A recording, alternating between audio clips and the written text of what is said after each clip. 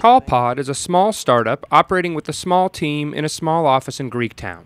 The company makes communication and power gadgets that are, for the most part, small. But Callpod's size hasn't stopped it from taking on the big companies that dominate its business. Since launching its first product in March 2007, Callpod has been going toe-to-toe with the likes of Motorola and even going to court against one of the world's biggest retailers. The entrepreneur leading Callpod's crusade is Darren Guccione, a 39-year-old heavy metal singer turned accountant now working on his fifth startup. Guccione's original concept was simple: erase some of the common irritants of modern communication. Callpod makes a tiny power station that charges up to 6 devices, like cell phones and Blackberries at once, and a Bluetooth headset with a range of 100 meters. Callpod's latest invention, the ChargePod V2, can charge small devices plus a laptop, plus connect a computer to a music player, thumb drive, and other devices. It won a Best Innovation Award at this month's Consumer Electronics Show in Las Vegas. And where we excel at is really inventing things that are intuitive, that don't exist, and that people love, right? And moving quickly, being very nimble and getting things out to market quickly. Guccione knows that great products alone won't make Callpod a success. Conventional wisdom holds that to make money in electronics, it takes scale.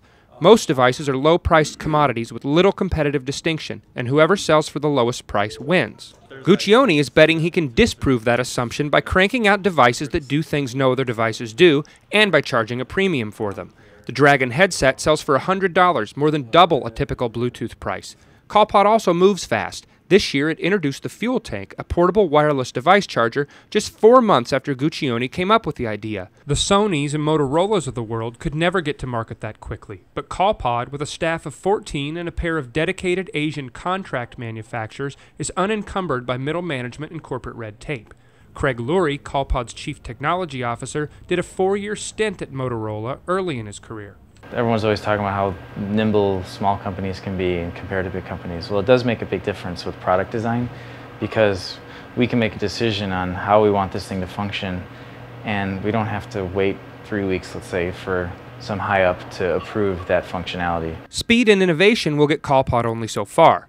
Guccione will also have to find a way to reach consumers without a multinational marketing budget. In the early going, Callpod made the bulk of its sales from its website, but in recent months it has begun to crack the big retailers. Both Best Buy and OfficeMax carry Callpod products, as do several big box electronics stores. But for a small business, dealing with big company customers can be as treacherous as dealing with big competitors. In April, Guccione says Callpod began talking to Minneapolis-based Target Corp about carrying its ChargePod.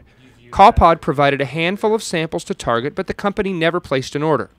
The talks continued until November 12th, when Guccione got shocking news. You know, we were in a meeting and this guy's sitting at our conference table and says, "Hey, I didn't know you guys sell the ChargePod at Target." And I said, "I don't sell the ChargePod at Target." And he says, "You know, you do. You really sell it there." I was just at Target, and how'd you guys get in there? And I said, "We have a serious problem because it's not supposed to be there yet." When Callpod contacted Target, Guccione says, the response was essentially, take a hike. But Guccione didn't go away. Just 2 days later, he hurled a lawsuit at the retail giant, alleging that Target had not only ripped off the ChargePod design, but that it had even made photocopies of Callpod's user manual, then included those in its knockoff instructions. Target wouldn't comment on the lawsuit, but in court filings it has denied the patent infringement allegation and asked a federal judge in Chicago to throw out the case. Guccione is confident he'll win against Target and is prepared to do battle with anybody else who he perceives to be bullying his little startup. If you're going to do business with the big guys, he says, you better be tough. People steal your sandwich at the playground all the time and say, "Look, I'm taking your sandwich. If you don't like it, beat me up." Many entrepreneurs don't have the funds or the fortitude to pick those fights. But for Callpod, being small never means backing down.